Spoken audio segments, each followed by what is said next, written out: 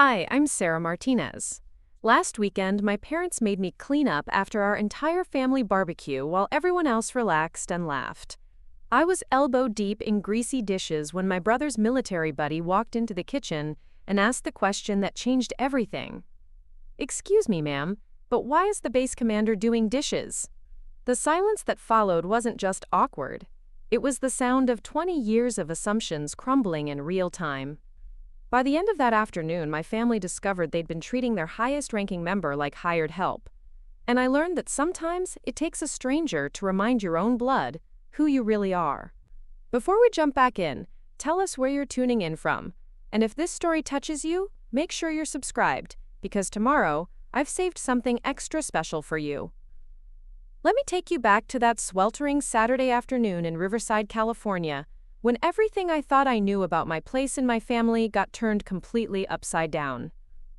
I'd been looking forward to this barbecue for weeks, not because I particularly love awkward family gatherings where everyone asks when I'm getting married, but because it had been 8 months since I'd seen everyone together. 8 months of 12-hour days, classified briefings, and the kind of responsibility that keeps you awake at 3 in the morning, wondering if you made the right call on a multi-million-dollar aircraft program.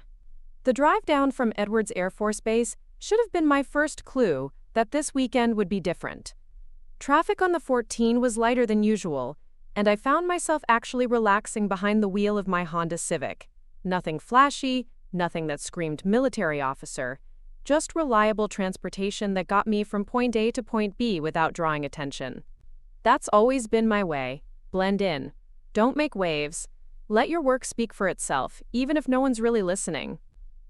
I pulled into the familiar driveway of my childhood home around 2 in the afternoon, the California sun beating down on the cracked concrete where Jake and I used to draw hopscotch squares with sidewalk chalk.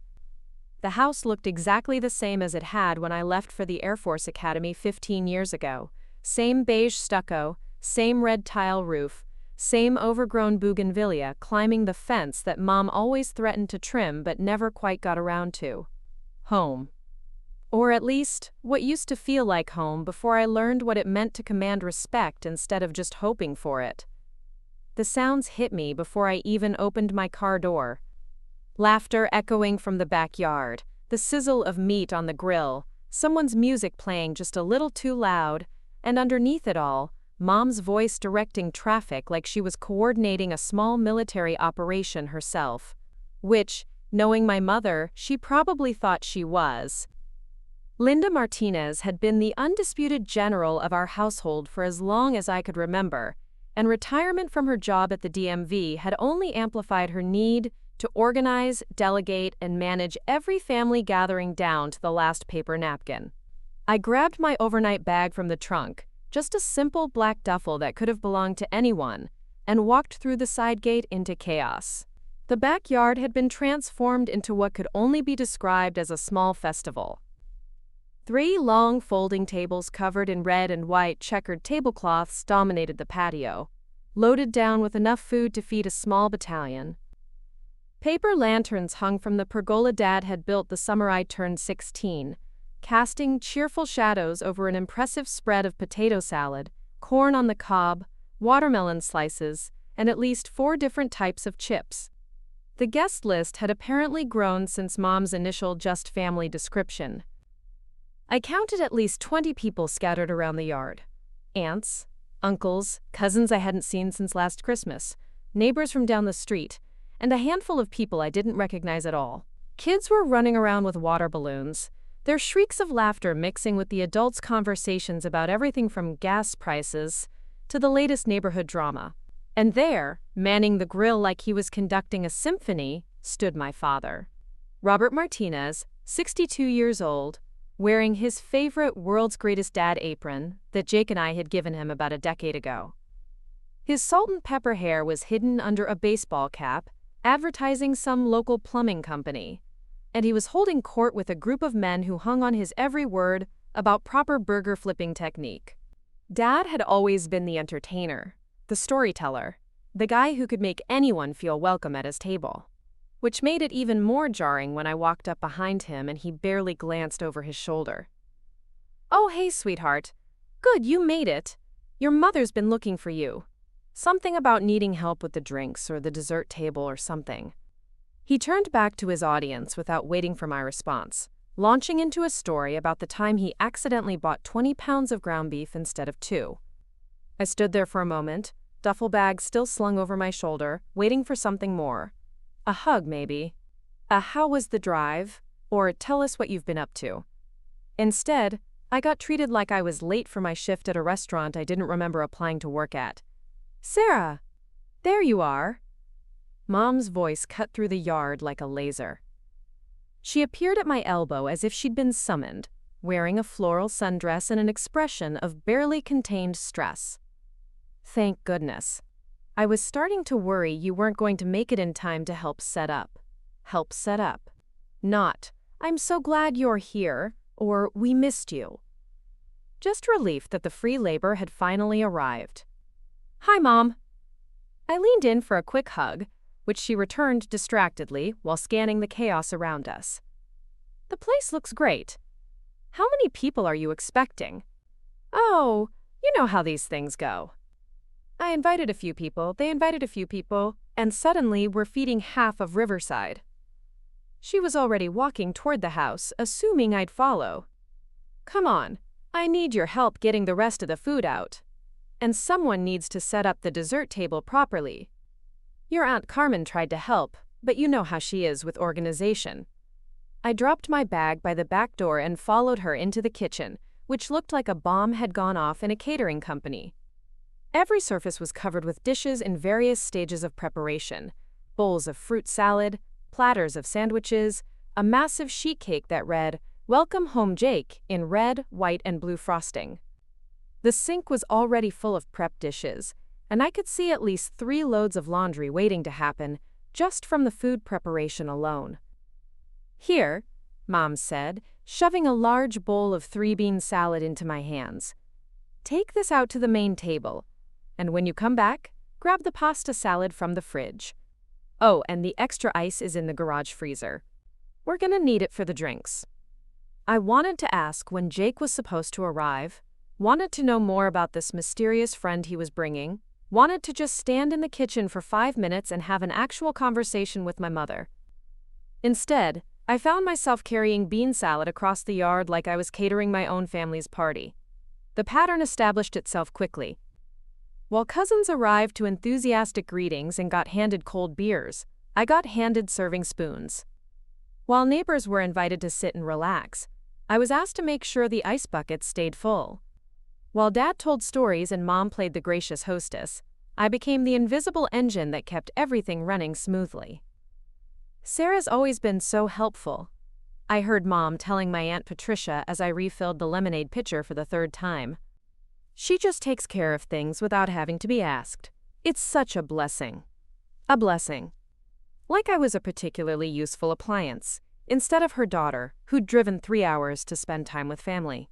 I was arranging dessert plates when Jake finally arrived, and the entire energy of the party shifted.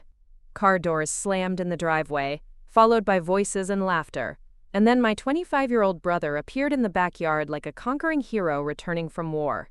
Which, in a way, I suppose he was, having just completed basic training at Fort Moore. Jake looked good. Leaner than when I'd last seen him, his shoulders broader, his hair buzzed short in a regulation cut that made his ears stick out the way they had when he was 8 years old. He was wearing civilian clothes, jeans, and a plain white t-shirt, but he carried himself differently now. Straighter. More confident. The military had been good for him. Behind him came a young man I didn't recognize, also clearly military from his posture and the way he scanned the yard before stepping fully into the space. He was maybe a few years older than Jake, Hispanic, with kind eyes and the sort of easy smile that put people at ease immediately. The homecoming was everything mine hadn't been. Dad dropped his grilling tongs and practically sprinted across the yard to wrap Jake in a bear hug that lifted him off the ground. Mom appeared from nowhere with tears in her eyes, fussing over how thin he looked and whether he was eating enough. Relatives surrounded them both, everyone wanting to shake hands, hear stories, welcome the returning soldier home. "Everyone, this is Staff Sergeant Mike Thompson," Jake announced once the initial flurry of greetings had died down. "Mike, This is my family. Well, most of them anyway. Dad immediately stepped forward with his hand extended. Mike, it's an honor to meet you. Thank you for your service, son. And thank you for looking out for our Jake. Mike shook his hand firmly. The honor's mine, sir. Jake's a good soldier. You should be proud. And just like that, Mike was part of the inner circle. Someone handed him a beer. Someone else started asking about his background, his family, where he was stationed. He was welcomed, embraced, treated like the honored guest he deserved to be. Meanwhile, I was still arranging dessert plates. Sarah! Mom's voice carried across the yard again. Can you help me bring out the rest of the chairs? People are going to want to sit down soon. I looked around the yard and counted at least 6 empty chairs scattered around various conversation areas, but apparently that wasn't enough for the growing crowd. I found myself dragging folding chairs out of the garage while Jake regaled everyone with stories from basic training and Mike answered patient questions about Army life. When I came back with the 3rd load of chairs, Mike caught my eye and nodded politely. You must be Jake's sister. I'm Mike. Sarah, I said, setting down the chairs and wiping my hands on my jeans. Nice to meet you. Jake talks about you all the time. Says you're Air Force? The conversation around us continued, but I felt a weird little flutter of surprise that Jake had mentioned me at all, much less talked about my military service. Yeah, I'm stationed up at Edwards. Mike's expression sharpened slightly with interest. Edwards? That's a pretty significant base. What do you do up there?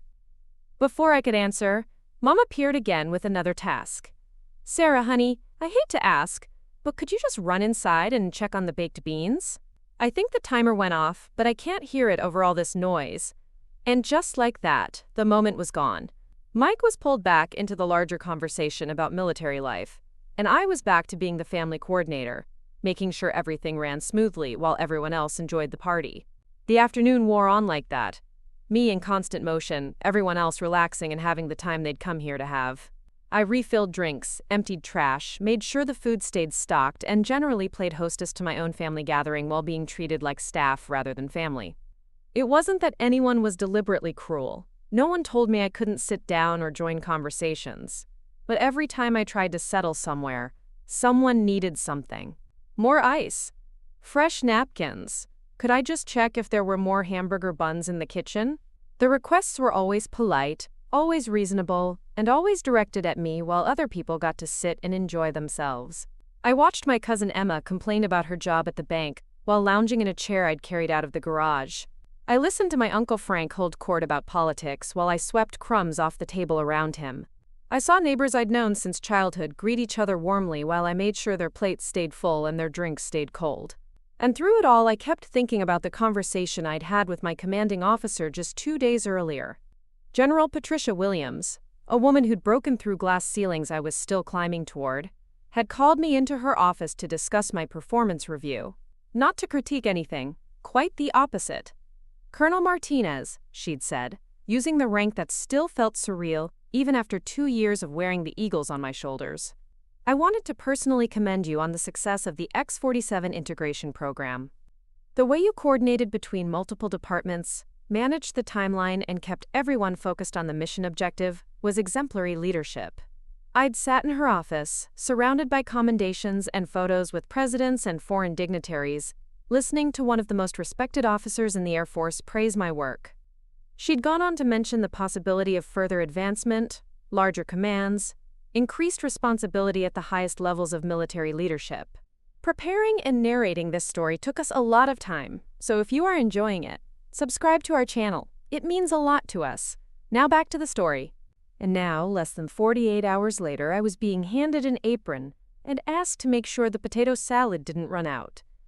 The contrast was so stark it was almost funny. Almost. By 5 o'clock, the party was in full swing. Dad had moved from grilling to storytelling, entertaining a circle of relatives with increasingly embellished tales from his construction days. Mom was deep in conversation with her sisters about someone's upcoming wedding. Jake and Mike were throwing a football back and forth while Jake's girlfriend Ashley, when had she arrived?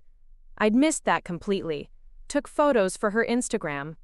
I was scraping plates and loading them into a bus tub I'd improvised from a plastic storage container when I realized something that made me stop and stare across the yard.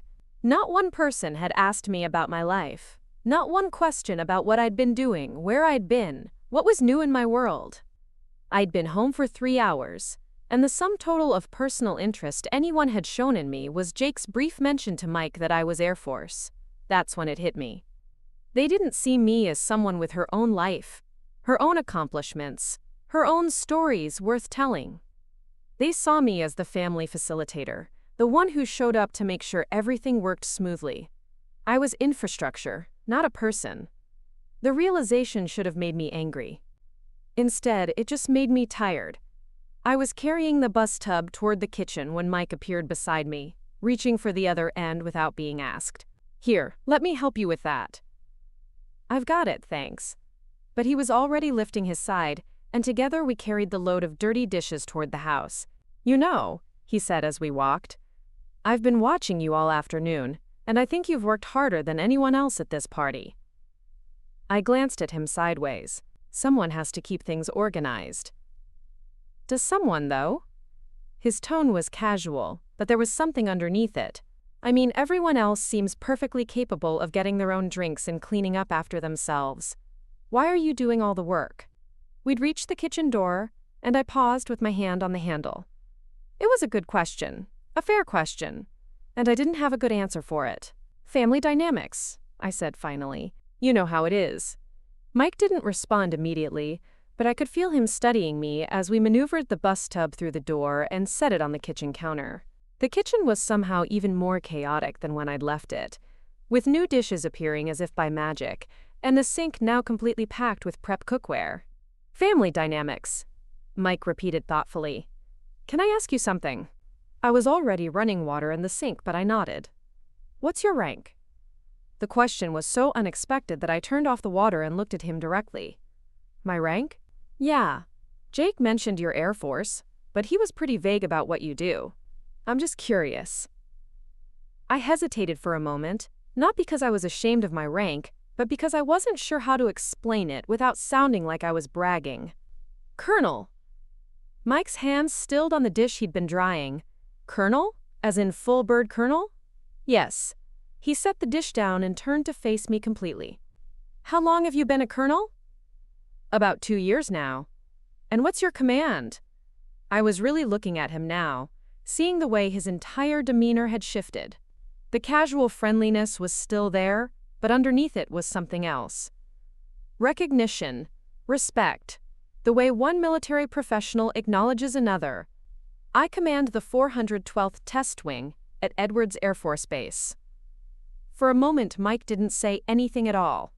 Then he blinked twice and shook his head slightly, like he was trying to process information that didn't compute.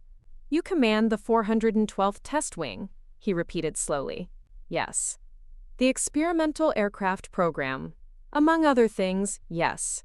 You're responsible for testing some of the most advanced aircraft in the world. That's a simplified version, but yes." Mike leaned against the counter and stared at me like I'd just told him I was secretly an astronaut. Which, given the nature of some of the programs I oversaw, wasn't entirely inaccurate. "Colonel Martinez," he said, and the way he said my rank made something shift in my chest. "You realize you're probably the highest-ranking military officer at this entire barbecue." I shrugged. "Jake's the guest of honor. He just finished basic training. That's what we're celebrating." "Basic training," Mike said quietly. "And what's your family's highest level of military experience?" "Jake's basic training, I guess. Dad was never military. Neither was Mom." Mike looked toward the window that faced the backyard, where we could see people laughing and relaxing in the golden afternoon light. When he looked back at me, his expression was somewhere between bewildered and concerned.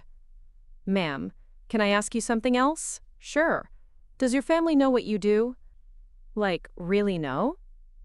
The question hung in the air between us, and for the first time all day I was forced to confront the truth I'd been avoiding. "Did they know?" "Really know. They know I work at Edwards Air Force Base," I said carefully. "But do they know you command it?" Silence. "Do they know you're a colonel?" More silence. Do they know you're responsible for programs that affect national security? I turned back to the sink and started washing dishes again. Not because they needed to be washed right that second, but because I needed something to do with my hands. They've never asked, I said quietly.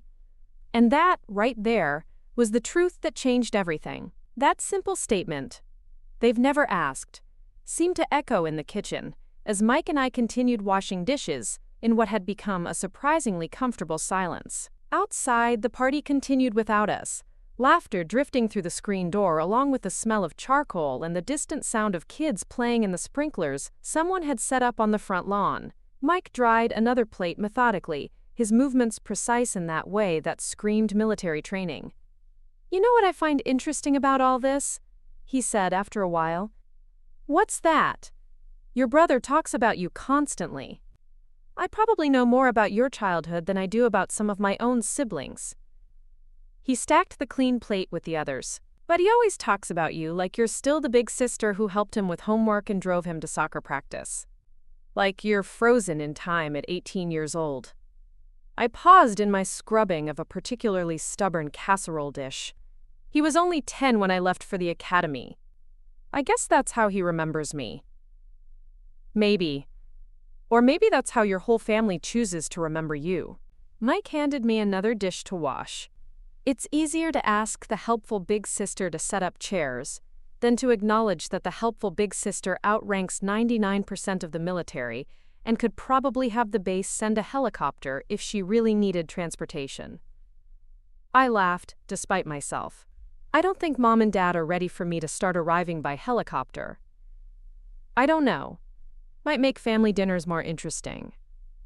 We worked in companionable quiet for a few more minutes before Mike spoke again. "Can I tell you something? And you can tell me to mind my own business if you want." "Go ahead."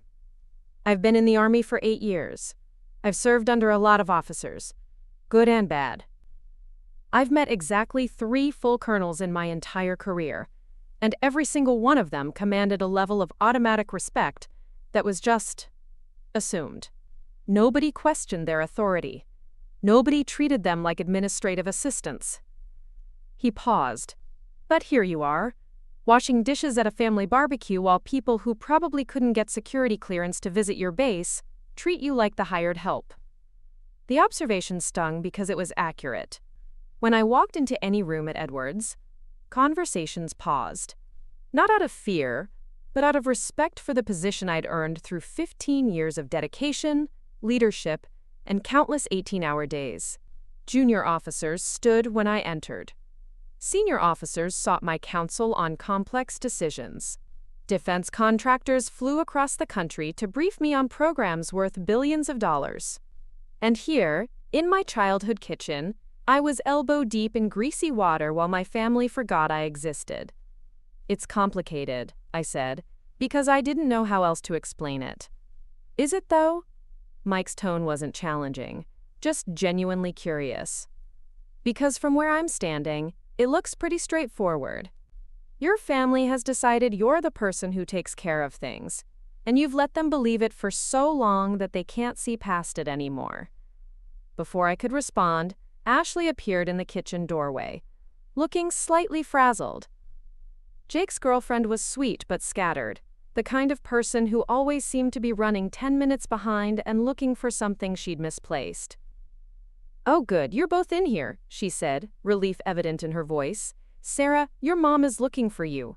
Something about needing help moving the drinks table before everyone sits down for dinner. And Mike, Jake wants to introduce you to his uncle who is Navy or something." Mike and I exchanged a look. Even Jake's girlfriend had automatically assumed that I was the one responsible for furniture logistics, while Mike got to have interesting conversations with relatives. "I'll be right there," Mike said to Ashley, then turned back to me. "This conversation isn't over, Colonel." The way he said my rank, with genuine respect and authority, sent a little shock through my system. It had been hours since anyone had acknowledged that I was anything other than the family coordinator, and hearing it felt like stepping into sunlight after being in a cave. Ashley disappeared back outside, and Mike lingered for a moment. "You know what I think you should do?" "What?" Stop apologizing for being exceptional. He left me standing at the sink with soap bubbles up to my elbows and a head full of thoughts I didn't particularly want to examine. Because the truth was, I had been apologizing. Not with words, but with actions. Every time I picked up dishes without being asked, every time I accepted the role of family facilitator without question, every time I chose to blend into the background instead of standing in the light I'd earned, I was apologizing for being more than they expected me to be. The realization was uncomfortable enough that I almost missed Mom's voice calling from the backyard. "Sarah, the drinks table." I dried my hands on a kitchen towel that had probably seen better decades and walked back outside into the golden late afternoon light. The party had evolved while I'd been inside. More people had arrived, neighbors from down the street, some of Jake's high school friends who'd heard he was home, even Mrs. Rodriguez from next door with her 3 young grandchildren. The backyard that had felt crowded at 20 people now held at least 30, and the noise level had increased accordingly. Mom was standing beside the folding table that held an impressive array of beverages: sodas, beer, bottled water, 3 different types of lemonade, and what appeared to be a punch bowl filled with something pink and probably alcoholic. The table itself was pushed against the fence in a spot that was clearly inconvenient for the crowd flow, but moving it would require relocating several chairs and coordinating with at least 4 people's conversations. "There you are," Mom said as I approached. "This table needs to go over by the dessert setup, so people can grab drinks and dessert at the same time. But I can't move it by myself. And your father's back, you know." I looked around the yard. Dad was indeed holding court near the grill, but he was currently in the middle of what appeared to be an animated story involving hand gestures and sound effects. Jake was throwing a football with 2 of his high school friends while Mike watched from a lawn chair, beer in hand, looking amused by something one of the guys had said. Uncle Frank was deep in conversation with a neighbor about property taxes. At least 6 other men were scattered around the yard, all perfectly capable of moving a folding table. But Mom had asked me. "Sure," I said, because that's what I always said. "Let me just clear the drinks off first so we don't spill anything." "Oh, you're such a lifesaver. I don't know what I'd do without you." The phrase that had once made me feel valued now felt hollow. I wasn't a lifesaver. I was just the person who said yes when everyone else was conveniently unavailable. I started transferring drinks to a nearby empty table, trying not to notice how the simple task of moving beverages had somehow become my responsibility, while grown men threw footballs and discussed tax policy. It wasn't that I minded helping. I'd always been the type of person who pitched in without being asked. But there was a difference between choosing to help and being expected to handle everything while others relaxed. "Sarah's got it handled," I heard Mom say to someone behind me. "She's always been so capable." Capable. There was that word again. Not accomplished, not successful, not distinguished. Capable, like I was a particularly reliable appliance. I was in the middle of relocating the punch bowl when Mike appeared at my elbow. "Need help with that?" "I can manage," I said automatically, then caught myself. "Actually, yes. Thank you." He took one end of the table while I grabbed the other, and we maneuvered it across the yard with practiced efficiency. Other people moved out of our way with the casual assumption that we knew what we were doing, which I suppose we did. "So," Mike said as we positioned the table in its new location, "I've been talking to your uncle, the Navy guy. Uncle Raymond. He was a machinist's mate. Did 20 years before he retired. He seems like good people." We were talking about the difference between active duty and civilian life, and he made an interesting observation. I started moving drinks back onto the table. "What's that?" He said that in civilian families, people sometimes forget that military service doesn't stop when you come home, that the person you are in uniform is the same person you are at family barbecues. Mike handed me a bottle of beer to place on the table. He said he spent years feeling like he was living 2 separate lives because his family couldn't see past the person they remembered from before he enlisted. I paused with a pitcher of lemonade in my hands. Did he say how he handled it? He said eventually he had to show them. Not tell them, show them. Because some people can't hear what you're saying until they see who you really are. Before I could ask what he meant by that, Ashley came rushing over with her phone held out in front of her. "Sarah, perfect timing. Can you get in this photo with Jake and Mike? I want to post something about Jake being home, And it would be so cute to have his sister in it too. The request was innocent enough, but something about being asked to pose as a prop in someone else's social media narrative rubbed me the wrong way. Especially when the narrative was, Jake comes home from basic training, and my role was apparently supportive sister who helps with logistics. Actually, I said, setting down the lemonade pitcher, I think I'm going to pass on photos right now. But you guys go ahead. Ashley looked confused, like I'd declined something no reasonable person would refuse. Are you sure? It'll just take a second. I'm sure. Thanks, though. Mike caught my eye over Ashley's head, and I saw something that looked like approval in his expression. Small acts of boundary setting, but boundaries nonetheless. The dinner call came around 6:30, with Mom orchestrating the movement of 30-plus people toward the food tables, like she was conducting a symphony. I found myself automatically moving toward the kitchen to help serve, then stopped. For the first time all day, I looked around and asked myself a simple question. What did I actually want to do? The answer surprised me. I wanted to sit down. I wanted to eat food that someone else had prepared. I wanted to have a conversation that wasn't about logistics or family coordination. I wanted to be a guest at my own family's party. So instead of heading toward the serving line, I walked over to where Mike was sitting with Uncle Raymond and claimed an empty chair. Mind if I join you? Please, Uncle Raymond said, gesturing to the chair. Mike here was just telling me about some of the training exercises they do at Fort Moore. Sounds like they're keeping you boys busy. Yes, sir. Though I have to say, after talking to your niece today, I think she might have us beat in the busy department. Uncle Raymond looked puzzled.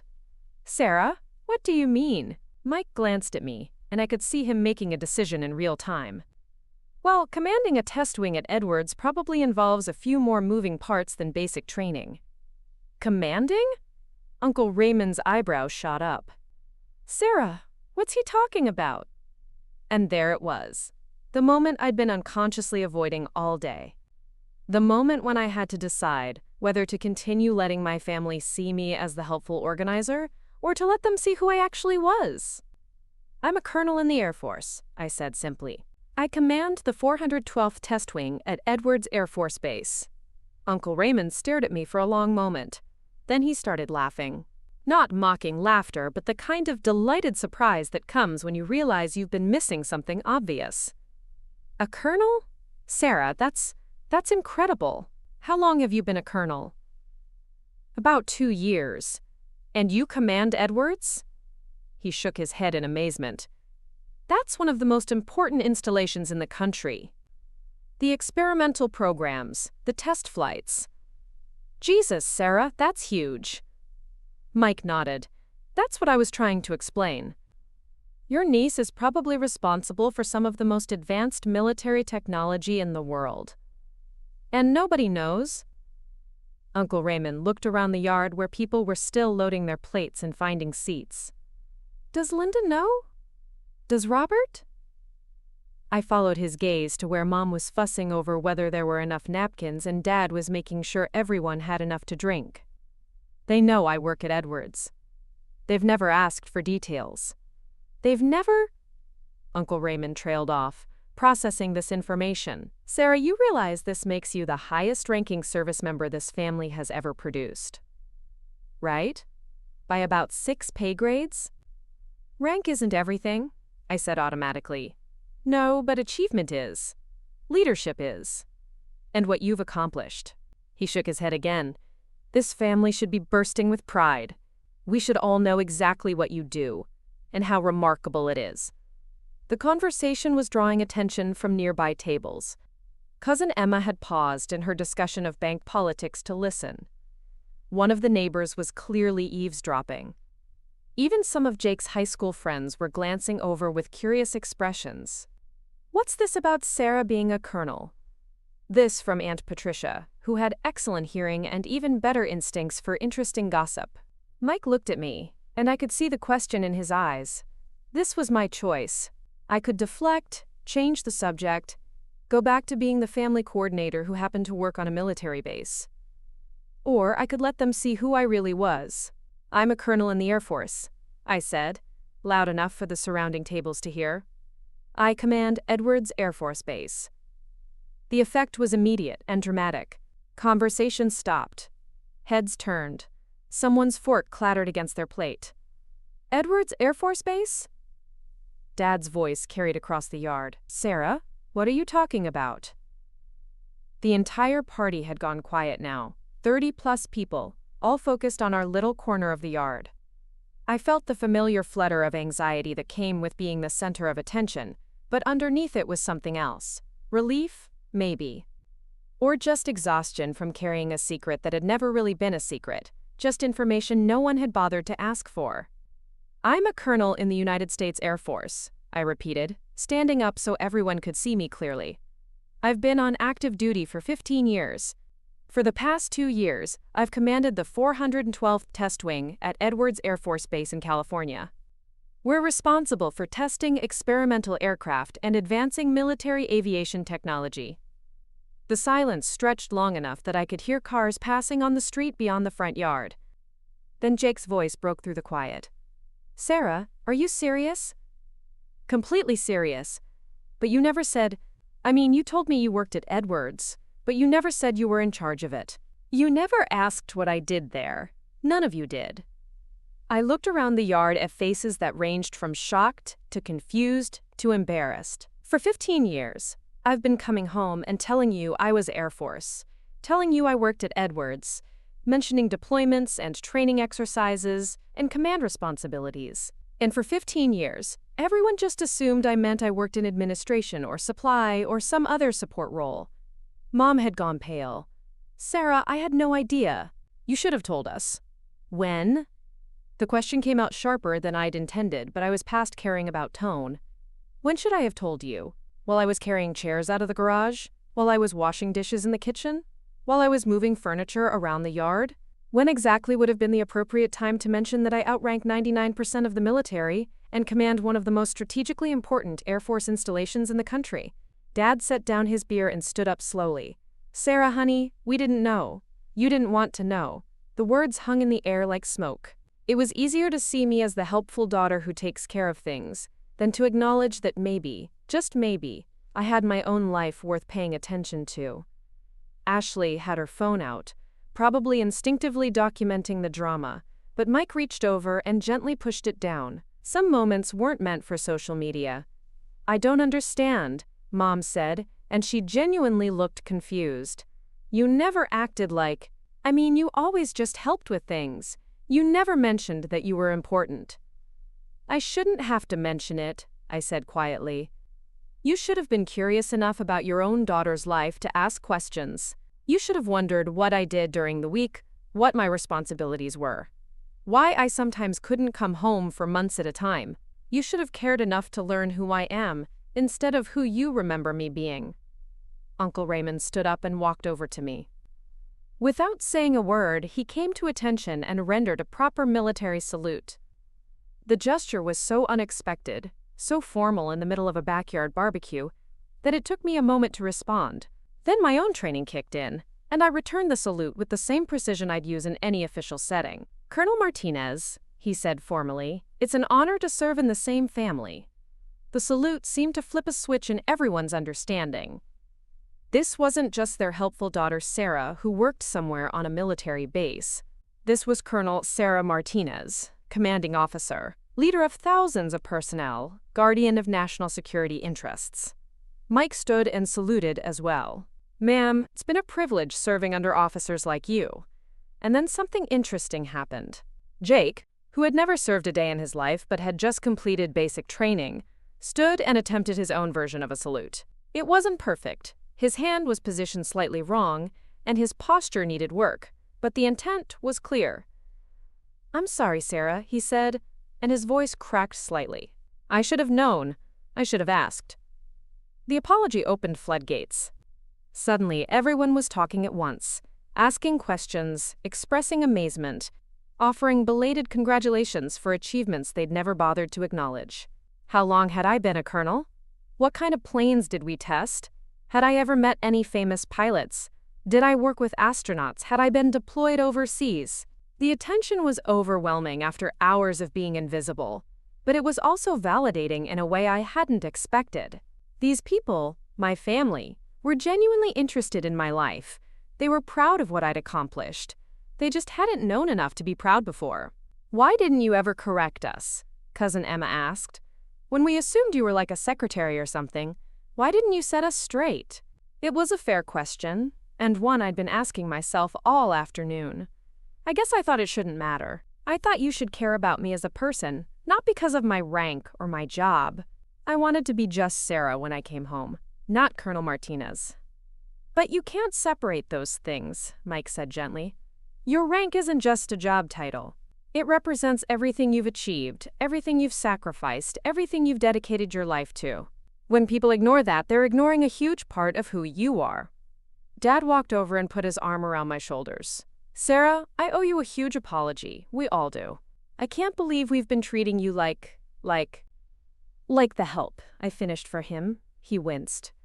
"Yeah, like that, when you're actually—" He trailed off, shaking his head. "A colonel. My daughter is a colonel." "Your daughter has always been a colonel, Dad. At least for the past 2 years. You just didn't know because you never asked." The party gradually resumed, but with a completely different energy. Instead of being the invisible coordinator, I found myself at the center of conversations. People wanted to hear about my career, my responsibilities, the aircraft programs I oversaw. Dad introduced me to neighbors as my daughter, Colonel Sarah Martinez. Mom kept looking at me like she was seeing me for the first time. But the person whose reaction surprised me most was Jake. He pulled me aside as the evening was winding down, when people were starting to gather their things and say their goodbyes. "Sarah, I need to ask you something, and I want you to be honest with me." "Okay." When I was going through basic training, when I was struggling with some of the leadership exercises and feeling like I didn't know if I was cut out for military life. He paused, looking uncomfortable. "I called you a bunch of times. Do you remember?" I did remember. Late-night phone calls where Jake sounded exhausted and discouraged, talking about drill sergeants and physical training, and wondering if he'd made a mistake enlisting.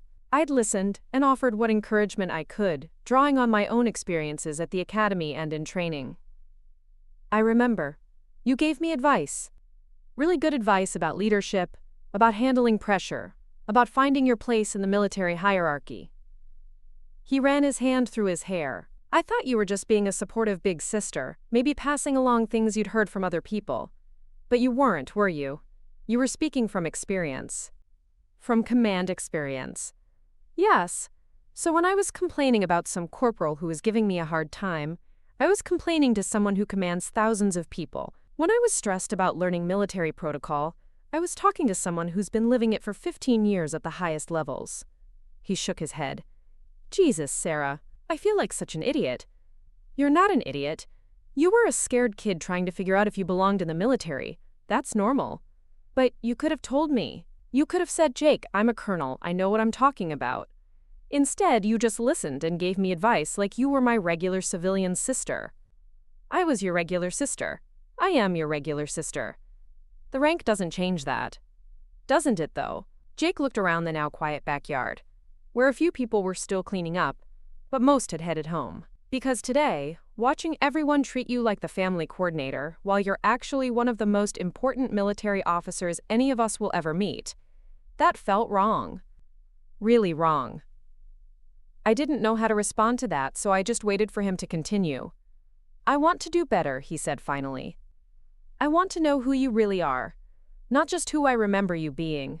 And I want to earn the right to ask you for advice, not just assume you'll give it to me because we're family." The conversation with Jake stayed with me as I drove back to Edwards the next morning. The 3-hour drive through the Mojave Desert gave me plenty of time to process everything that had happened, and I found myself thinking about identity and assumption and the stories families tell themselves about who their members are. When I walked into my office Monday morning, my aide, Captain Jennifer Walsh, was waiting with the usual stack of briefings and scheduling updates. The contrast with the previous day was stark. Here, everyone knew exactly who I was and what I did. Here, my authority was acknowledged, my expertise was valued, and my decisions carried weight that affected national security. "Good morning, Colonel," Captain Walsh said as I settled behind my desk. "How was your weekend?"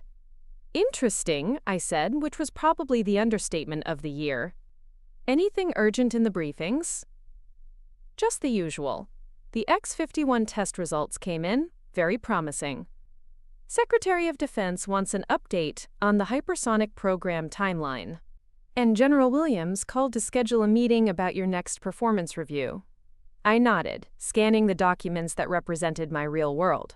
A world where my opinion mattered, where my expertise was sought after, where my leadership was essential to mission success. It was a world my family had never bothered to learn about, despite it being the central focus of my adult life. But maybe that was changing. My phone buzzed with a text from Jake. Hey Sarah, I was reading about the X-47 program online. Is that one of the planes you work with? Would love to hear about it sometime, if you're willing to share. It was a small gesture, but it represented something significant. For the first time in 15 years, a member of my family was actively seeking to understand my professional life, instead of just assuming I'd handle whatever needed handling. I texted back, "That's one of our programs, yes. I'll tell you about it next time we talk."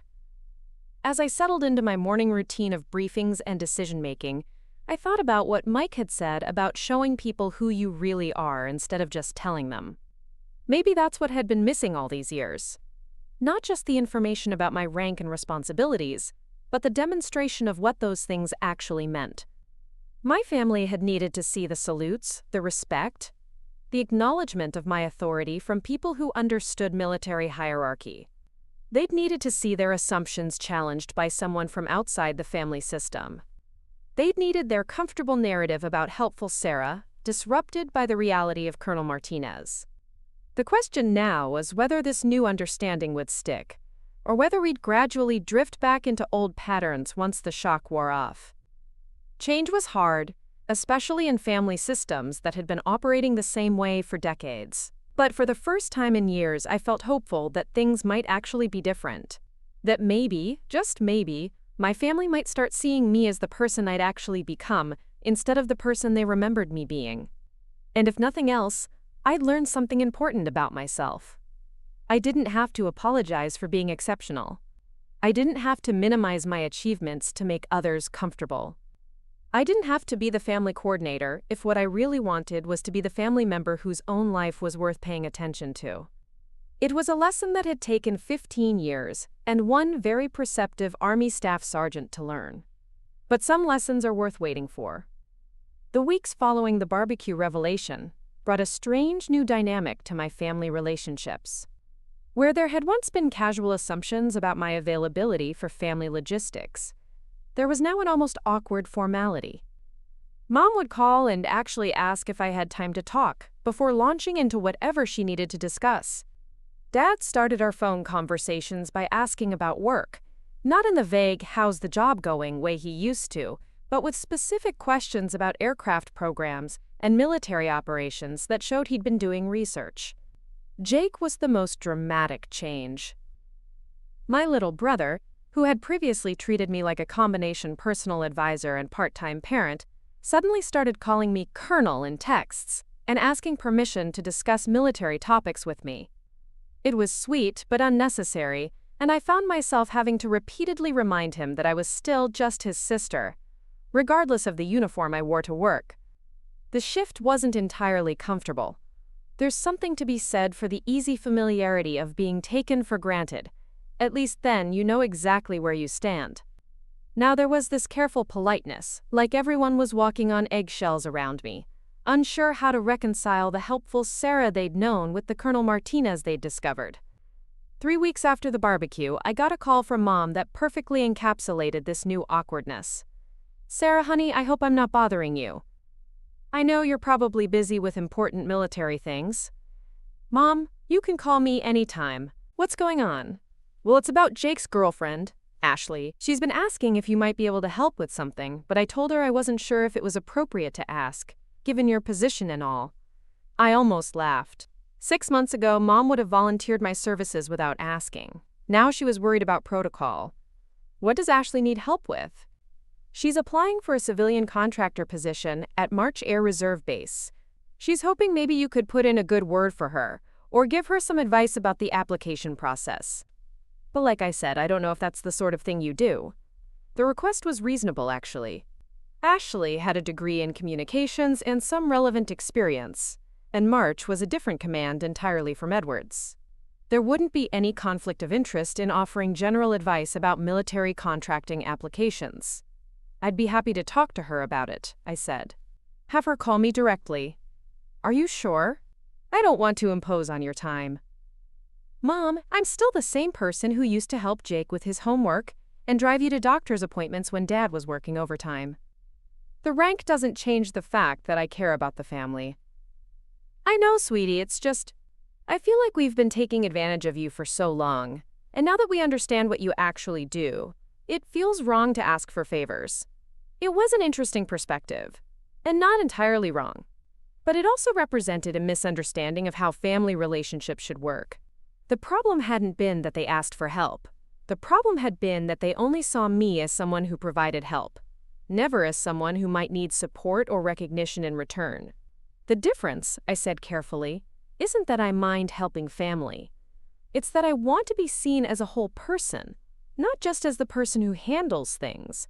When you introduce me to people, I want to be your daughter, the Air Force colonel, not your daughter who's good at organizing events.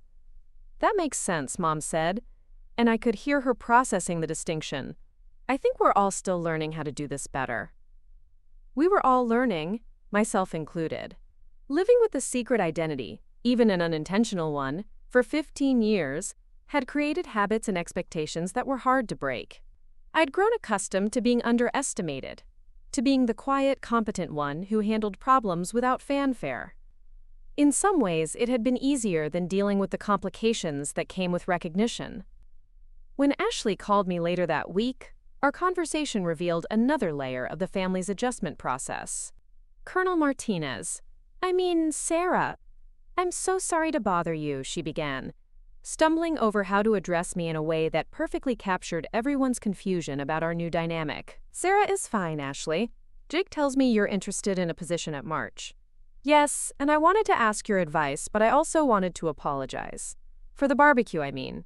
I had no idea who you were, and I kept asking you to help with things, and Jake told me you were probably the most senior military officer at the entire party. And I feel like such an idiot. You don't need to apologize. You didn't know because no one told you. But I should have been more curious, you know. Like, when someone says they work at Edwards Air Force Base, maybe I should have asked what they do there, instead of just assuming they meant like a secretary or something. Ashley's embarrassment was genuine, but it also highlighted something important about assumptions and social expectations. She'd defaulted to thinking of me in a support role not because she was particularly sexist or dismissive, but because that's how the family had always presented me. I was the helpful sister, the one who took care of logistics, the one who could be counted on to handle whatever needed handling. The truth is, I told her, I probably should have been clearer about what I do. I got comfortable with people not knowing because it meant I could just be regular Sarah when I came home.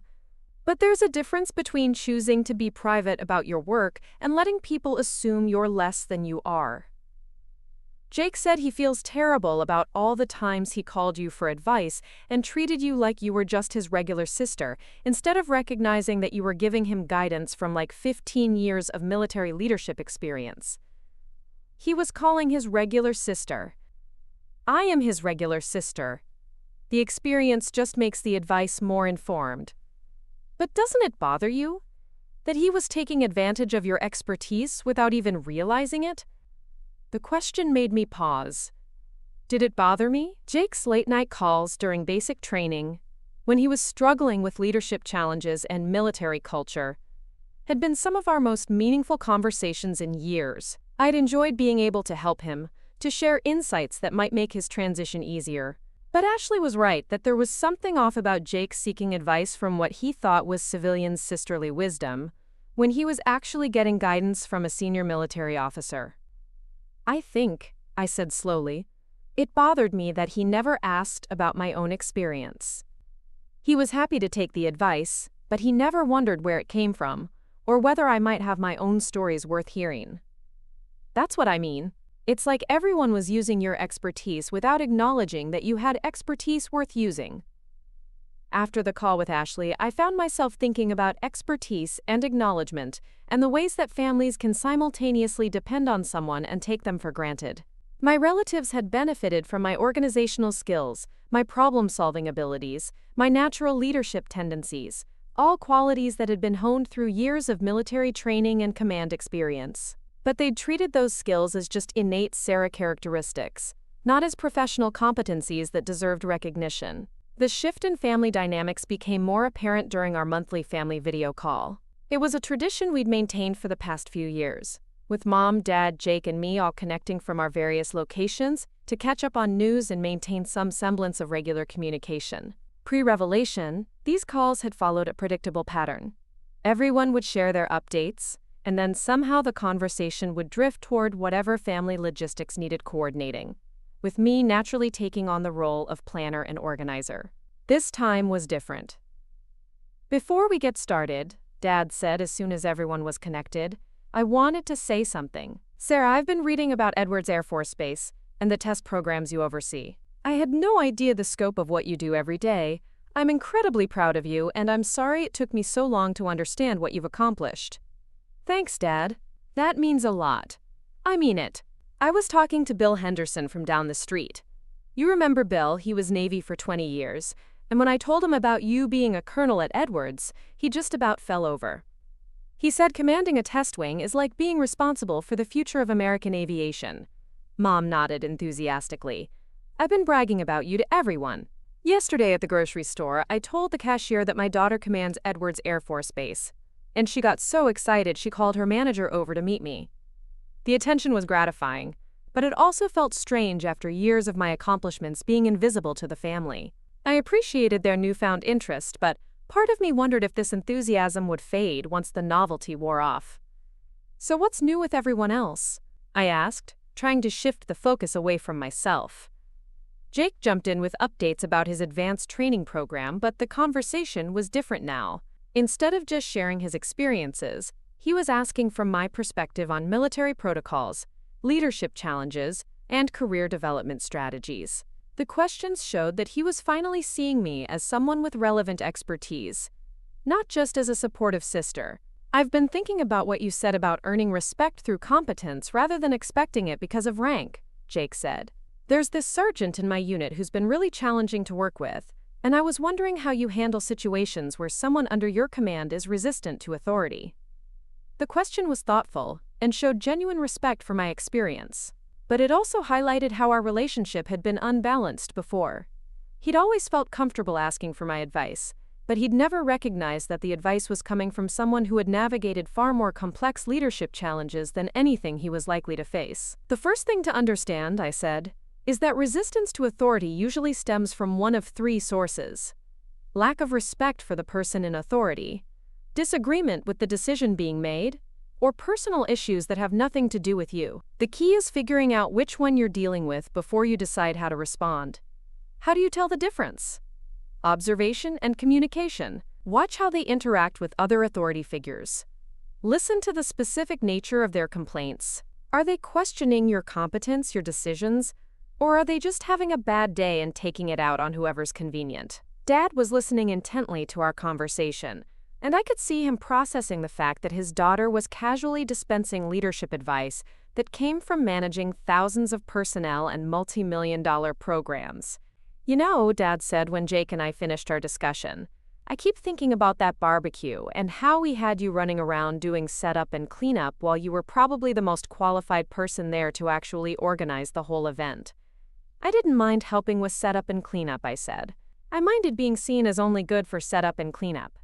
But you could have organized that party better than anyone," Mom added.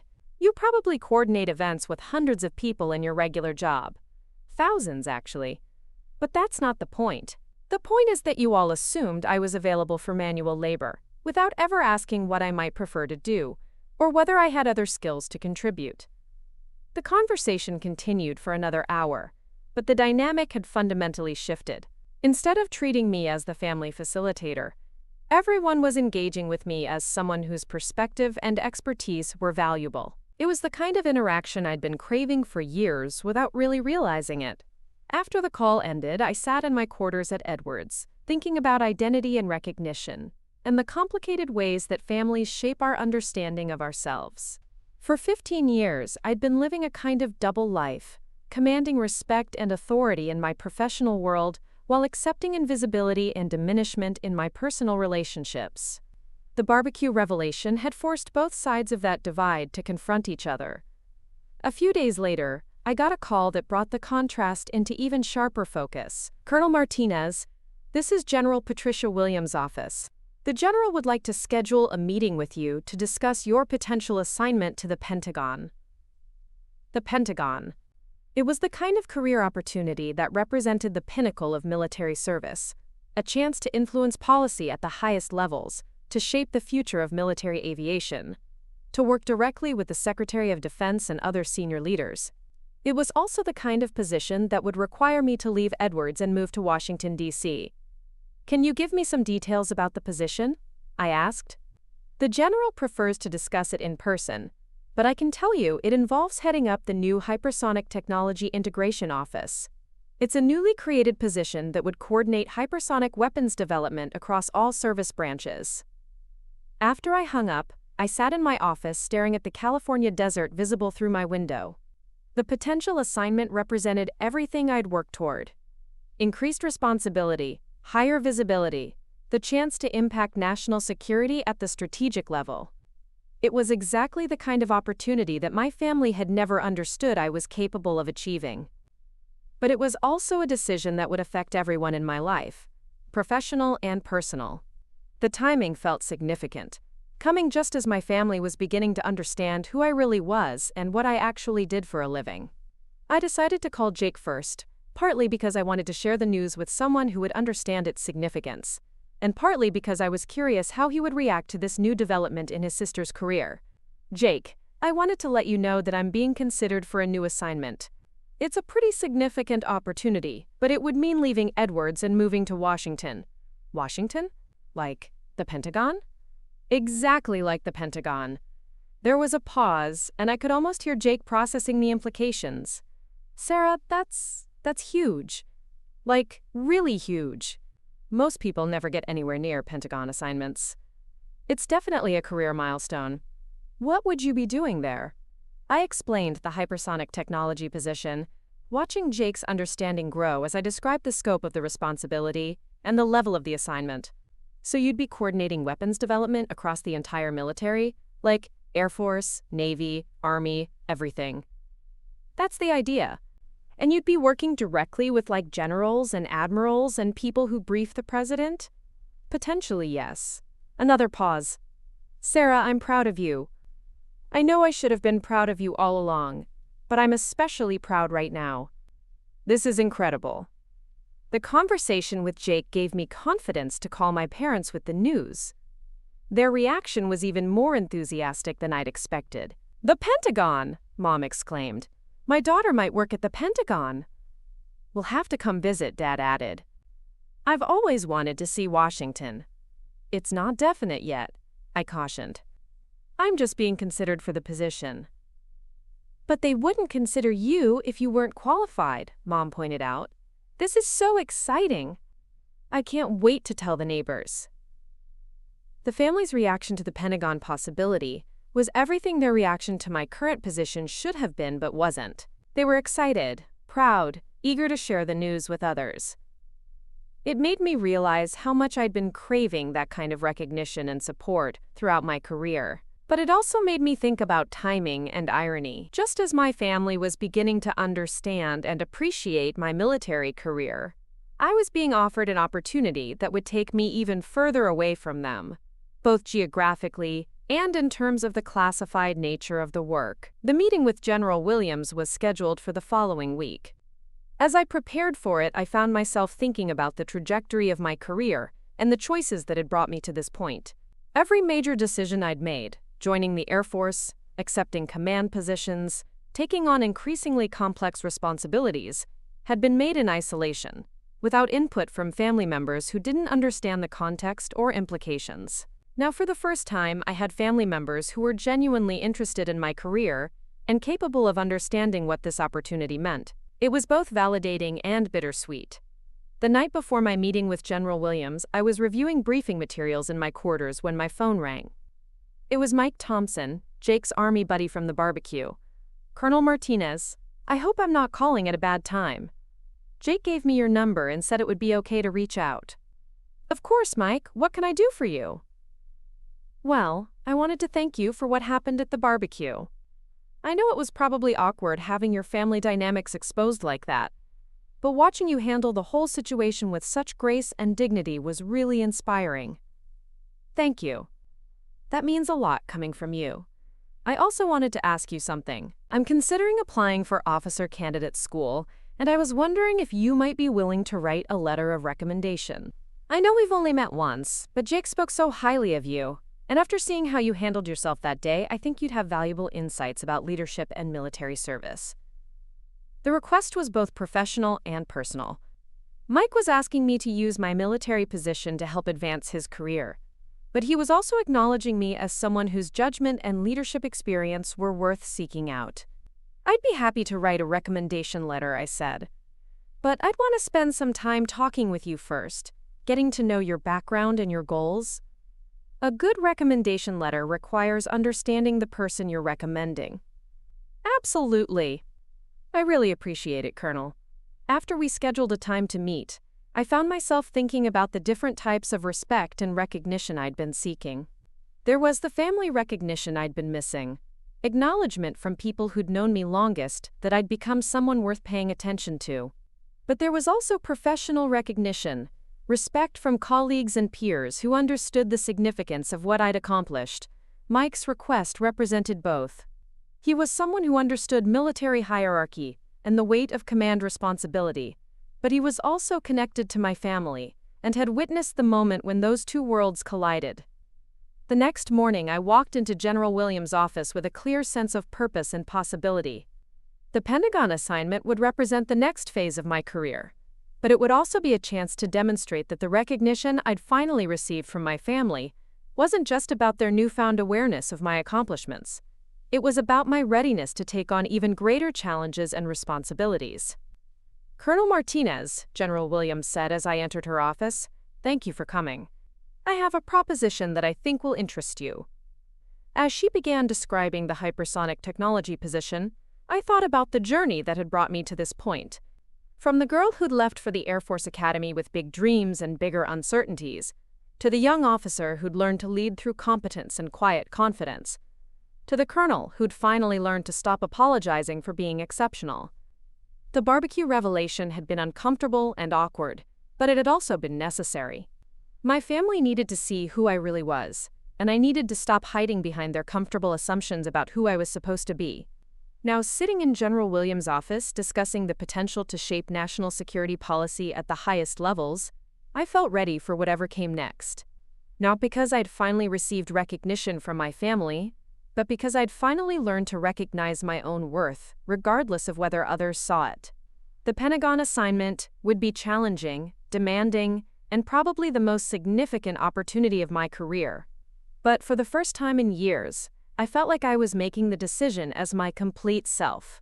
Colonel Sarah Martinez, not just the helpful daughter who happened to work on a military base. "General Williams," I said, "I'm very interested in the position. When do we start?" The Pentagon assignment became official 3 weeks later, and with it came a whirlwind of preparations that made my usual responsibilities at Edwards seem simple by comparison. Security clearance updates, briefings on classified programs I'd only heard whispers about, meetings with officials whose names I'd previously seen only in defense policy journals. The transition timeline was aggressive: 6 weeks to wrap up my current command and relocate to Washington. What I hadn't anticipated was how differently my family would react to this news compared to how they might have responded just months earlier. Instead of casual acceptance or vague well wishes, I found myself fielding multiple calls a day from relatives who suddenly understood the magnitude of what was happening. Dad called on a Tuesday evening, his voice carrying a mix of pride and bewilderment that had become familiar since the barbecue revelation. "Sarah, I was talking to my buddy Tom from work, The one whose son is Navy, and when I told him about your Pentagon assignment, he just stared at me for like 30 seconds. Then he said, Bob, do you realize your daughter is about to become one of the most influential people in military aviation? Is that true? It's one way to look at it, I said, packing books into boxes while balancing the phone between my shoulder and ear.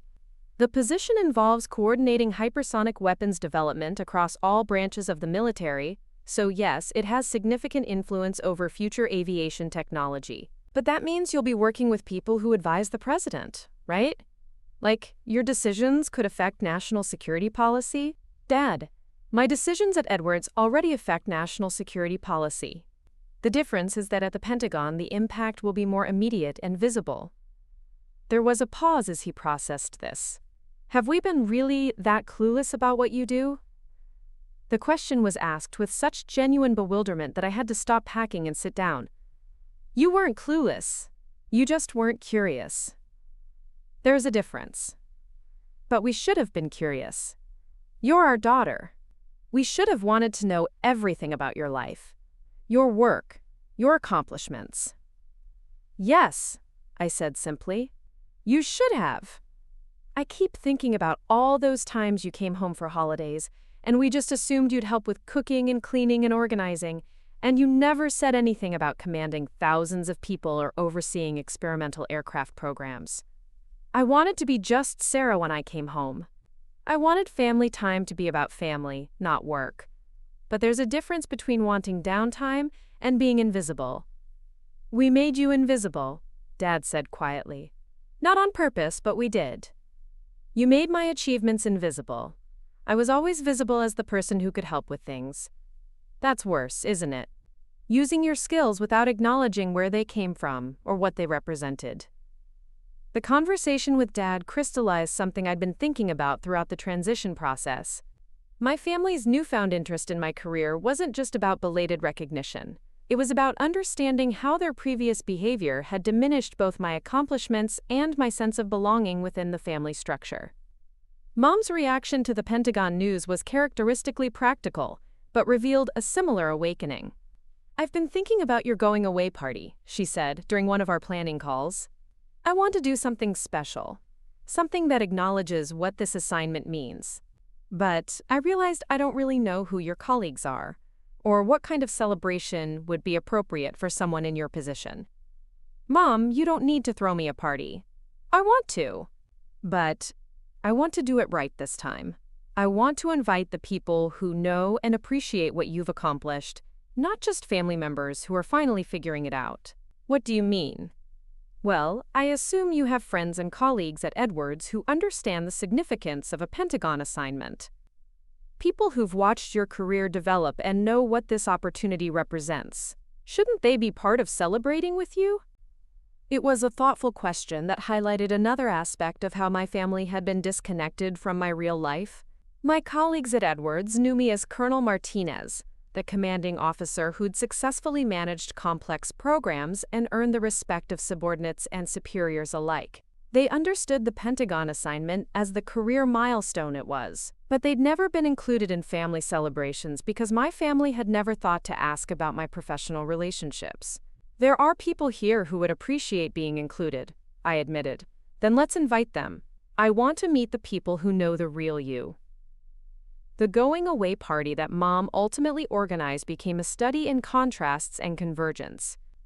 She rented the community center at Edwards, allowing my military colleagues to attend without the awkwardness of mixing classified and civilian environments. The guest list included my Air Force colleagues, family members, and a few civilian friends, groups that had never interacted before because my family had never shown interest in my professional life. General Williams attended, along with several other senior officers who'd worked with me over the years. Watching Mom try to make conversation with a two-star general was both amusing and touching. She was clearly out of her depth, but determined to be gracious to people who were important in my life. Mrs. Martinez, General Williams said during their introduction, you should be incredibly proud of your daughter. The Pentagon assignment she's accepting is typically reserved for officers with decades more experience. Her selection reflects not just competence but exceptional leadership potential.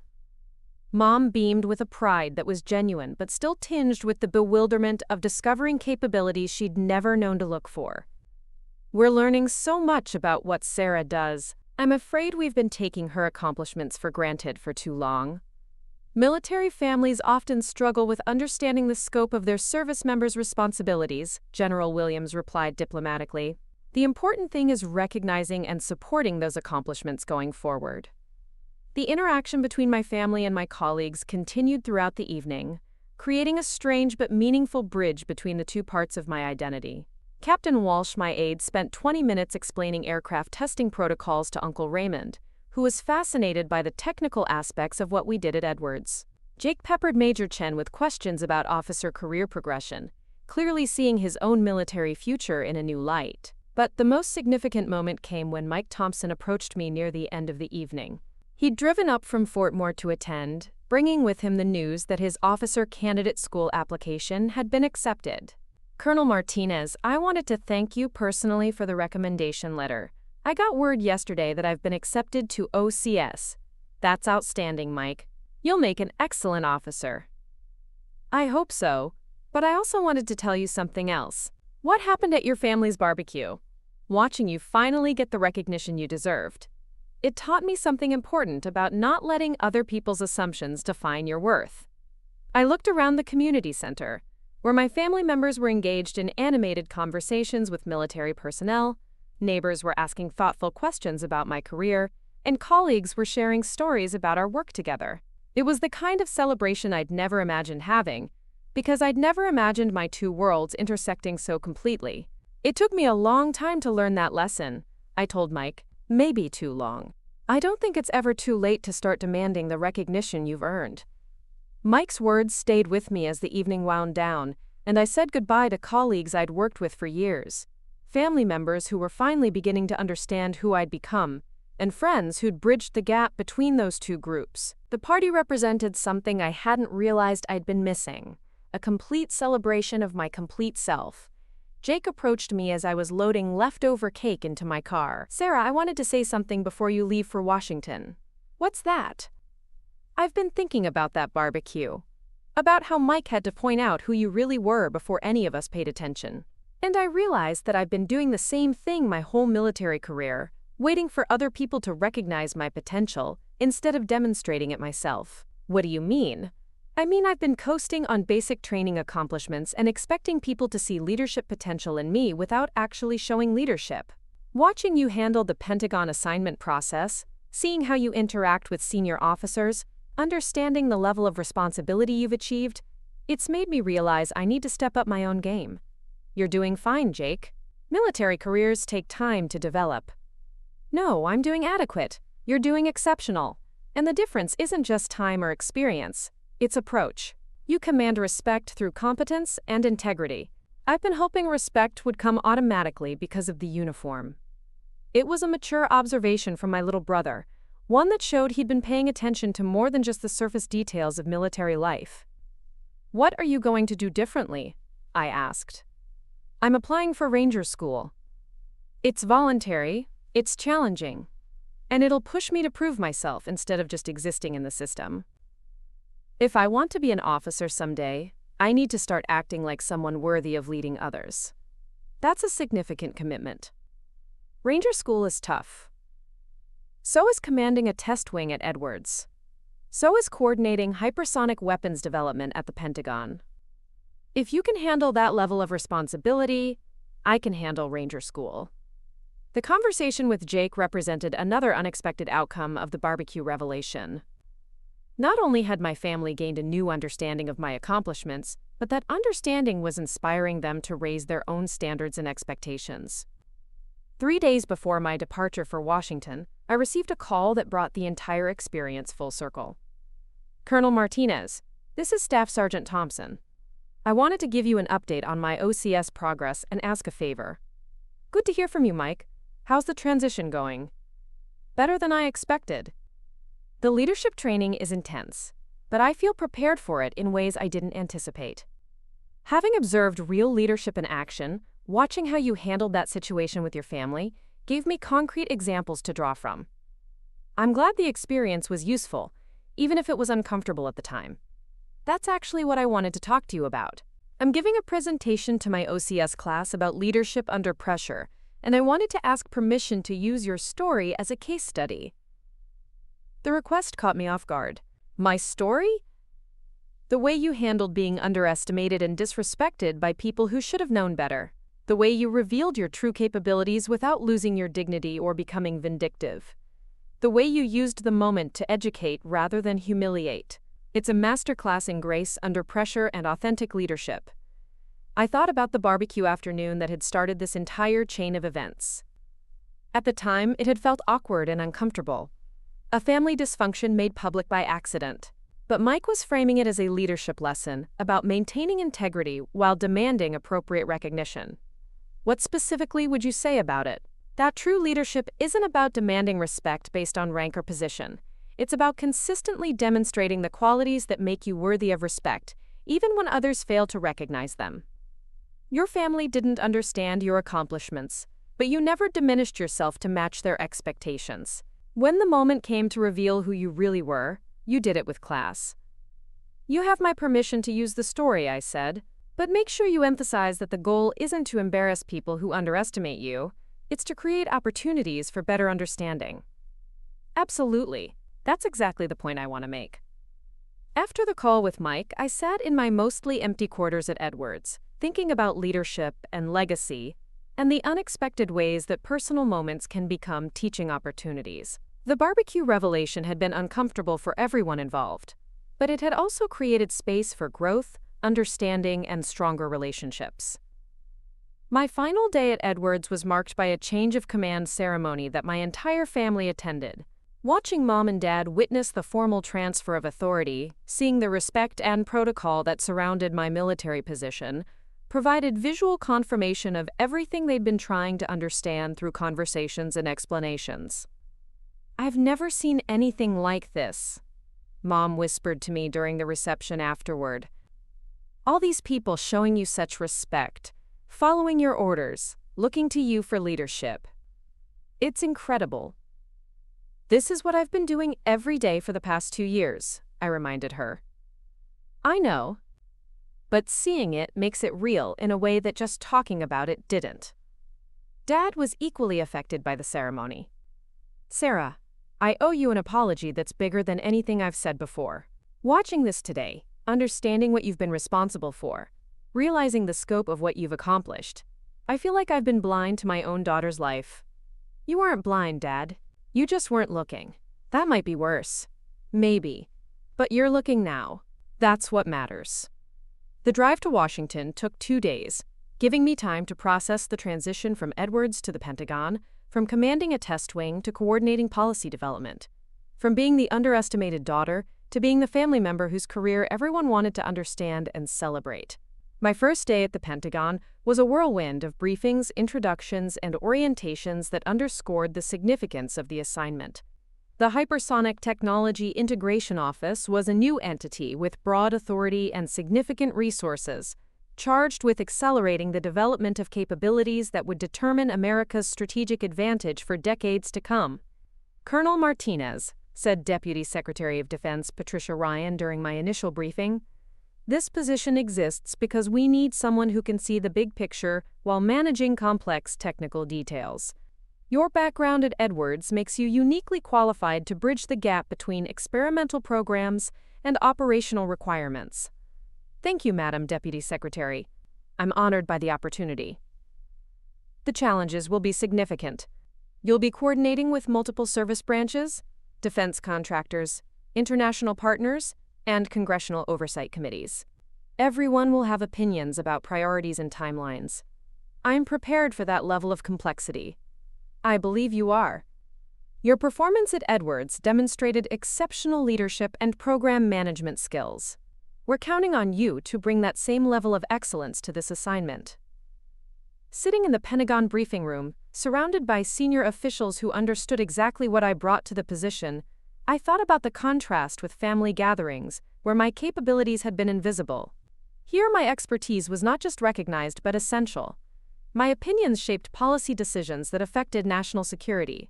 My leadership influenced programs worth billions of dollars. But I also thought about the barbecue revelation and how it had changed my family's understanding of who I was and what I did. The recognition I'd finally received from them didn't make my professional accomplishments more valid. They'd always been valid. But it had made my sense of complete identity more integrated. That evening, I called home to let everyone know I'd arrived safely and started the new assignment. "How was your first day at the Pentagon?" Mom asked, and the genuine interest in her voice was still startling after years of casual indifference to my work life. "Intense but exciting. The scope of the responsibility is larger than anything I've handled before." "Are you nervous?" "Challenged, not nervous. This is what I've been preparing for my entire career." "We're so proud of you, sweetheart. I know I haven't always shown it the way I should have, but we really are proud." "I know, Mom, and I appreciate you making the effort to understand what this all means. I just wish we'd made that effort years ago." After the call, I unpacked boxes in my temporary Pentagon housing and reflected on the journey that had brought me to this point. The barbecue revelation had been a catalyst, but it wasn't the source of my capabilities or my worth. Those had been developing for 15 years through dedication, competence, and a willingness to take on increasingly complex challenges. What had changed wasn't my qualifications. It was my family's awareness of those qualifications, and my own willingness to stop hiding them behind comfortable assumptions about staying humble and blending in. The Pentagon assignment would bring new challenges and opportunities, but it would also be a chance to demonstrate that the recognition I'd finally received from my family wasn't the end goal. It was just the foundation for whatever came next. 3 months into the Pentagon assignment, I received an email that brought the entire experience into focus. "Colonel Martinez, this is Ashley Martinez, Jake's girlfriend. I wanted to let you know that I got the position at March Air Reserve Base, and I think your advice and recommendation letter made all the difference. But I also wanted to thank you for something else. Watching how you handled the situation with your family, how you demanded appropriate recognition without being vindictive or cruel, taught me something important about standing up for myself in professional situations. I've started asking for the acknowledgement and opportunities I deserve, instead of just hoping people will notice my work. It's made a huge difference in how colleagues perceive and treat me."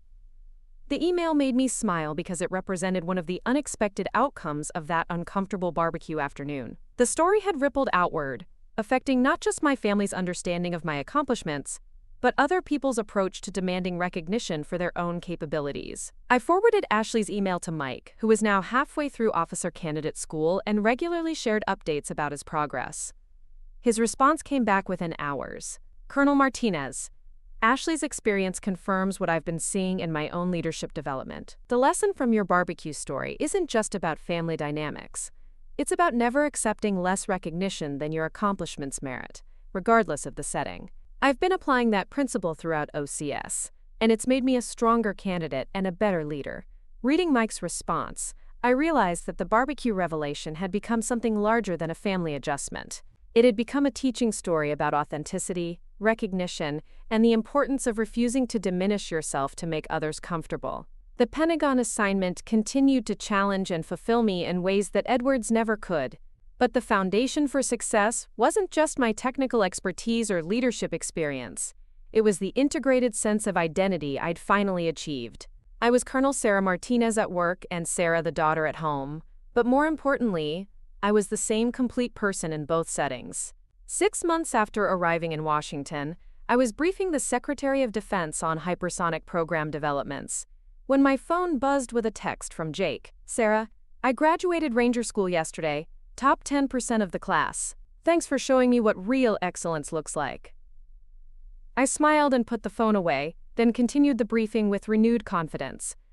Not because Jake's achievement validated my own, but because it demonstrated that demanding recognition for excellence, whether in family barbecues or Pentagon briefing rooms, creates space for everyone to rise to higher standards. The story that had started with dishes and disrespect had evolved into something larger, a reminder that you teach people how to treat you, and sometimes the most important lesson is learning to stop accepting less than you deserve. 1 year after the barbecue that changed everything, I found myself planning another family gathering. This time, though, I wasn't the one being handed an apron and asked to coordinate logistics. This time, I was the guest of honor at my own promotion ceremony, and my family was flying to Washington to witness me receive my first star as Brigadier General. The promotion had come faster than anyone expected, including myself. The success of the Hypersonic Technology Integration Office had exceeded all projections, with 3 major weapons systems moving from experimental phase to operational testing ahead of schedule. Defense Secretary Michael Chen had personally recommended my promotion, citing exceptional leadership in what he called one of the most critical defense initiatives of the decade. Standing in my Pentagon office looking at the invitation list for the promotion ceremony, I marveled at how different this gathering would be from that infamous barbecue. Instead of paper plates and folding chairs, we'd have a formal military ceremony in the Pentagon's Hall of Heroes. Instead of being ignored while others were celebrated, I'd be the center of attention as senior officials from across the Department of Defense witnessed my advancement to general officer rank.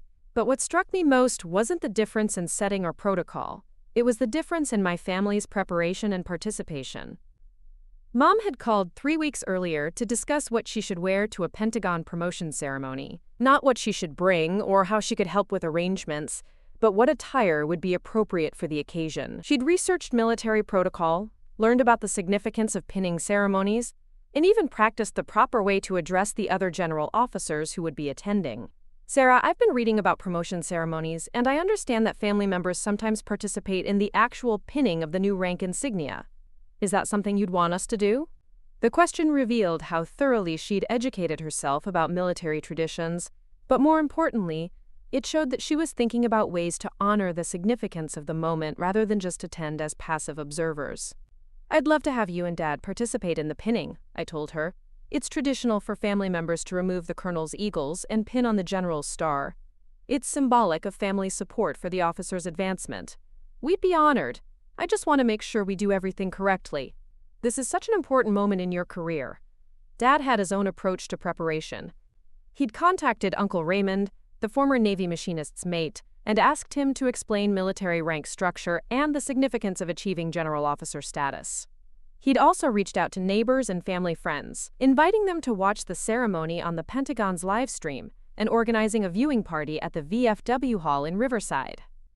I want everyone to understand what they're witnessing, he told me during one of our planning calls. Last year at the barbecue, we were all ignorant about what you'd accomplished. This time, I want to make sure everyone knows exactly how remarkable this promotion is.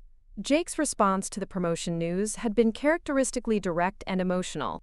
He'd called from Fort Bragg, where he was now stationed after successfully completing Ranger School and being selected for the 82nd Airborne Division. Sarah, I just heard about the promotion. A general. My sister is going to be a general. His voice had cracked slightly.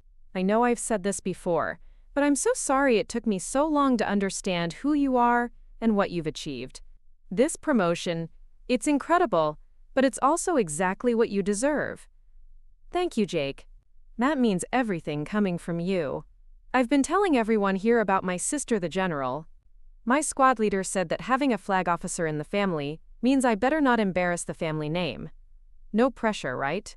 His humor was appreciated, but underneath it was genuine pride and a newfound understanding of military hierarchy that came from his own service experience. Jake had grown up considerably since basic training, developing into a confident soldier who understood both the challenges and the honor of military service. But the most unexpected response to my promotion had come from Ashley, who was now working at March Air Reserve Base and had become something of a family military expert through her civilian contractor position. Sarah, I wanted to ask if you'd be comfortable with me writing an article about your promotion for the base newsletter. Not just about the ceremony, but about your career progression and the significance of the hypersonic technology program. I think it would be inspiring for other women in defense contracting to see what's possible with dedication and excellence. The request was thoughtful and showed that Ashley understood both the professional significance of the promotion and its potential impact as an example for others. Her own career had flourished since joining the defense contractor community, and she'd become an advocate for recognizing and promoting women in technical fields. I'd be honored to have you write the article, I told her. But make sure you emphasize that this promotion represents the cumulative effect of many people's contributions, not just individual achievement. Of course. But I also want to make sure people understand that this level of success doesn't happen by accident. It requires vision, leadership, and the kind of strategic thinking that you've demonstrated throughout your career. The weeks leading up to the promotion ceremony became a study in how families can evolve and grow when they're willing to challenge their own assumptions and expectations. Instead of treating me as the coordinator of family logistics, everyone took responsibility for their own participation in the event. Instead of casual indifference to my professional life, family members were actively educating themselves about military culture and defense policy. Mom had even started reading defense industry publications so she could better understand the context of my work. During one of our conversations, she'd surprised me with questions about hypersonic technology that showed genuine comprehension of both the technical challenges and the strategic implications. "I was reading about the Chinese hypersonic program," she said during one call. "It sounds like the work you're doing is critical to maintaining American military advantage. That must be enormous pressure." "It is," I admitted. "But it's also exactly the kind of challenge I've been preparing for my entire career. I'm proud of you for taking on that responsibility. And I'm proud of myself for finally understanding what that responsibility means." The comment encapsulated something important about the family's transformation. They weren't just proud of my accomplishments, they were proud of their own growth in understanding and supporting those accomplishments. 3 days before the ceremony, Mike Thompson arrived in Washington for his own Pentagon assignment. His officer candidate school performance had been exceptional, earning him a direct commission as a second lieutenant and assignment to the Army's Acquisition Corps. His first posting was to the Pentagon, where he'd be working on ground vehicle modernization programs. "Colonel Martinez, General Martinez-elect," he said when we met for coffee near the Pentagon. "I wanted to thank you in person before your promotion ceremony. The leadership example you set at that barbecue and the mentorship you've provided since then have been instrumental in my development as an officer. I'm proud of your achievements, Mike. But more than that, I'm proud of how you've used your experience to help other people recognize their own potential. That's something I learned from watching you. True leadership isn't just about personal success. It's about creating opportunities for others to succeed. The way you handled your family's recognition process, the way you've mentored junior officers, the way you've managed the hypersonic program, it's all been about elevating others while maintaining the highest standards." Mike's observation reminded me of something General Williams had said during my final performance review at Edwards. "Great leaders don't just achieve mission success, they develop other leaders who can achieve even greater success." The barbecue revelation had been uncomfortable, but it had created space for growth and understanding that extended far beyond my. The promotion ceremony itself was everything I'd hoped it would be, and more. The Pentagon's Hall of Heroes provided a dignified setting that honored both the significance of the occasion and the gravity of the responsibilities I was accepting. Secretary Chen delivered remarks that highlighted not just my technical achievements, but my leadership in building collaborative relationships across service branches and with international partners. "Brigadier General Martinez represents the best of American military leadership," he said during the ceremony. "Her vision, integrity, and commitment to excellence have advanced our national security capabilities while inspiring a new generation of defense professionals." But the moment that meant the most was when Mom and Dad stepped forward to participate in the pinning ceremony. Dad carefully removed the colonel's eagles from my shoulders while Mom pinned on the single star of a brigadier general. Both of them performed their roles with obvious pride and careful attention to protocol, demonstrating the respect they developed for military traditions and the significance of the moment. "We're so proud of you, General Martinez," Mom whispered as she secured the star to my uniform. The use of my new rank wasn't just protocol, it was acknowledgement of the person I'd become and the responsibilities I'd earned. Jake, resplendent in his dress uniform with Ranger tab and airborne wings, rendered a perfect salute when the ceremony concluded. His military bearing had improved dramatically since basic training, but more importantly, his understanding of what military service meant had deepened considerably. "It's an honor to serve in the same army as my sister, the general," he said during the reception afterward. "But more than that, it's an honor to be part of a family that produces leaders who make a difference in the world." The reception that followed the ceremony brought together colleagues from across my career, family members who were finally equipped to understand and celebrate my achievements, and new acquaintances who represented the expanded responsibilities of general officer rank. Watching these groups interact, I reflected on how different this gathering was from the barbecue where my capabilities had been invisible. General Williams, who had flown in from Edwards for the ceremony, spent considerable time talking with my parents about the evolution of military aviation and the strategic importance of the programs I'd be overseeing as a general officer. Their conversation was substantive and engaged, showing how much my family had learned about defense issues in the months since discovering my true role in national security. "Your parents are remarkable people," General Williams told me later. "Their pride in your achievements is obvious, but what's more impressive is their commitment to understanding the broader context of your work. Many military families never develop that level of engagement with the service members' professional responsibilities." "They've been making up for lost time," I said, "but their effort to learn and understand has been genuine and comprehensive. That speaks well of both your family and your leadership. You've obviously created an environment where growth and understanding are possible." The observation resonated because it highlighted something important about leadership and relationships. The barbecue revelation hadn't just forced my family to recognize my accomplishments. It had created an opportunity for all of us to develop better ways of communicating, understanding, and supporting each other. Ashley's article about the promotion ceremony was published the following week and captured something essential about the transformation that had occurred within our family. "Brigadier General Sarah Martinez's promotion represents more than individual achievement," she wrote.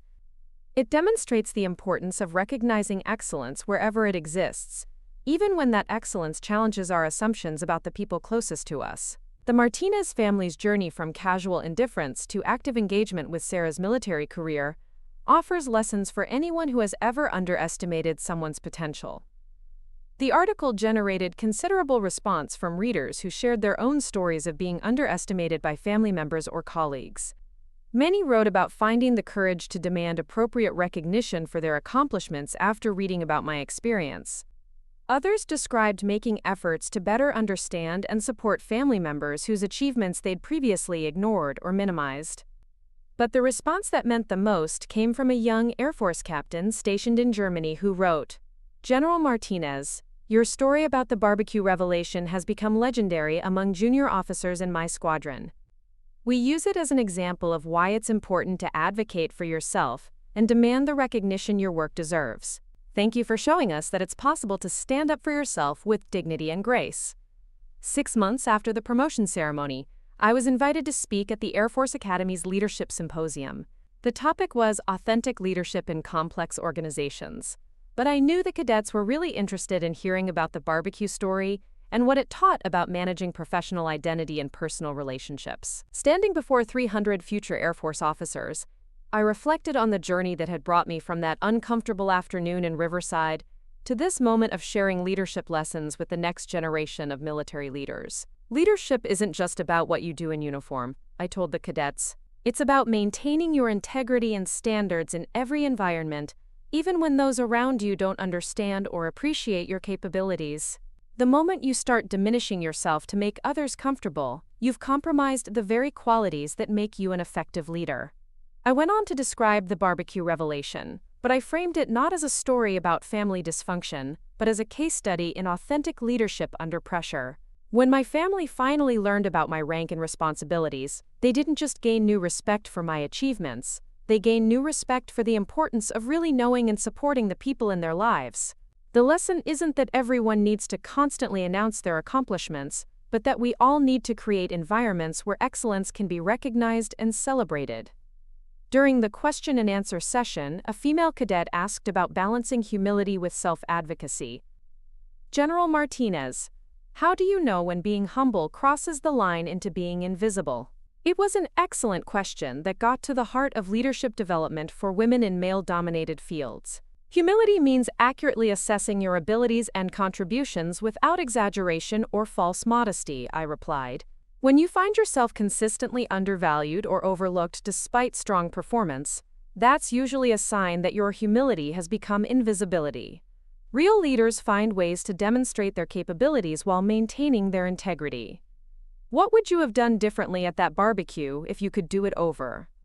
Another thoughtful question that made me consider whether the uncomfortable revelation had been necessary or whether there was a better way to address the family's assumptions. I think I would have addressed the dynamic earlier before it became so entrenched. I said. The barbecue revelation was dramatic and effective, but it might have been avoided if I'd been more direct about my professional accomplishments from the beginning. Sometimes trying to spare people's feelings ends up creating bigger problems down the road. The symposium reinforced something I'd learned throughout the promotion process.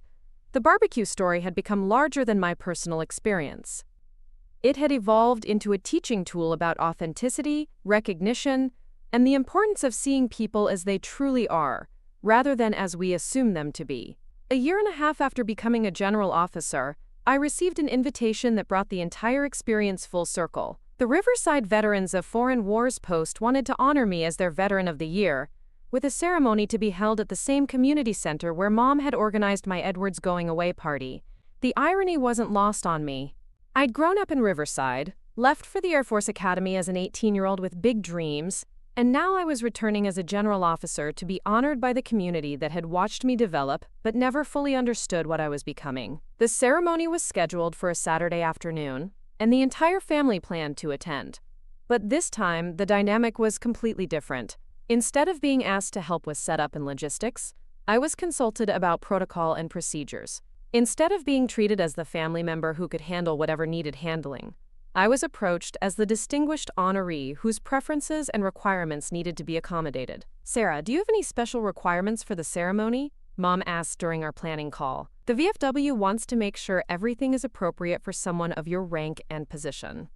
Just treat it like any other military ceremony, I said. Flag protocol, proper introductions, respectful audience behavior, nothing complicated.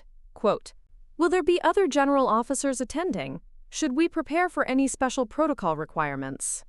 The questions showed how thoroughly my family had educated themselves about military customs and courtesy. They weren't just proud of my achievements. They were knowledgeable about the context and significance of those achievements. Dad had his own preparation approach. I've been working with the VFW to make sure everyone understands what you've accomplished and what this honor represents. We're not just celebrating a local girl who made good. We're recognizing a distinguished military leader who has contributed to national security at the highest levels. The ceremony itself was both humbling and gratifying. The VFW hall was packed with neighbors, family friends, former teachers, and community members who had known me at various stages of my life. Many of them had never really understood what I did for a living, but the ceremony provided context and explanation that transformed their casual awareness into genuine appreciation. The VFW commander, a retired Marine colonel named Patricia Torres, delivered remarks that captured the significance of the moment. General Martinez represents something important about service, sacrifice, and the pursuit of excellence, she said. But she also represents something important about our community's ability to produce leaders who make a difference in the world. We're honoring not just her individual achievements, but the values and support system that helped shape those achievements. After the ceremony, I found myself surrounded by people who wanted to shake hands, take photos, and express their pride in knowing someone who had achieved such distinction. The contrast with the barbecue was stark. Instead of being invisible despite my accomplishments, I was being celebrated because of them. But the conversation that meant the most was with Mrs. Patterson, my high school physics teacher, who had encouraged me to consider the Air Force Academy when I was uncertain about college plans. Sarah, I always knew you had potential for leadership and service, but I had no idea you'd achieve this level of distinction. Watching your career develop has been one of the great satisfactions of my teaching career. You were one of the people who helped me believe that big dreams were possible, I told her. Your encouragement meant everything when I was trying to decide whether to pursue the academy. I'm proud of what you've accomplished, but I'm even more proud of how you've handled success. You've never forgotten where you came from or the people who supported you along the way. The VFW ceremony represented something important about community, recognition, and the full-circle nature of achievement. The same community that had produced me was now celebrating what I'd become, but with full understanding of what that meant, rather than casual indifference to my actual accomplishments. As I drove back to Washington after the ceremony, I reflected on the journey from that uncomfortable barbecue afternoon to this moment of community celebration. The transformation hadn't just been about my family learning to recognize my achievements, It had been about all of us learning to see each other more completely and support each other more effectively. The story that had started with dirty dishes and casual dismissal had evolved into something larger, a reminder that everyone deserves to be seen for who they truly are, not just for who others assume them to be. It was a lesson about the importance of demanding appropriate recognition while maintaining dignity and grace.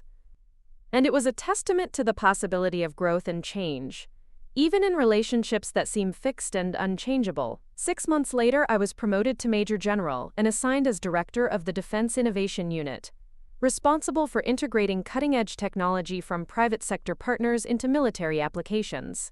The promotion ceremony was held in the Pentagon courtyard, with senior officials from across the Department of Defense in attendance. But the moment that captured the full significance of the journey was when Jake, now a staff sergeant with multiple deployments and a Bronze Star, stepped forward to participate in the pinning ceremony alongside our parents.